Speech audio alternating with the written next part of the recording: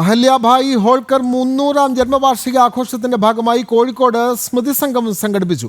മാരാർജി ഭവനിൽ നടന്ന ചടങ്ങ് CK പത്മനാഭൻ ഉദ്ഘാടനം ചെയ്തു. PR ശിവശങ്കർ മുഖ്യപ്രഭാഷണം നടത്തി. വിവിധ മേഖലകളിലായി കഴിവ് തെളിയിച്ച ഡോക്ടർ മിലി മോണി, ഗായത്രി മധുസൂദനൻ, ദിസ്ന സുരേഷ്, ധന്യ സുധീഷ് എന്നിവരെ ചടങ്ങിൽ ആദരിച്ചു. Advocate KP Prakash Babu, Anuradha Thayat, advocate Ramya Murali, Navya Haridas, advocate Supriya തുടങ്ങിയവർ ചടങ്ങിൽ പങ്കെടുത്തു. നാടിനെ ഹരിതാഭമാക്കി മാറ്റുന്ന പ്രവർത്തനം നടത്തുന്ന കാര്യത്തിലുമെല്ലാം വളരെ മാതൃകാപരമായിട്ടുള്ള രീതിയിലാണ് ശ്രീമതി അഹല്യാഭായി ഹോൾക്കർ അന്ന് ഭരണം നടത്തിയിരുന്നത്. അവർ തന്നെ പല യുദ്ധത്തിലും അവർ മുന്നണിയിൽ പോയി യുദ്ധം ചെയ്തിട്ടുണ്ട്.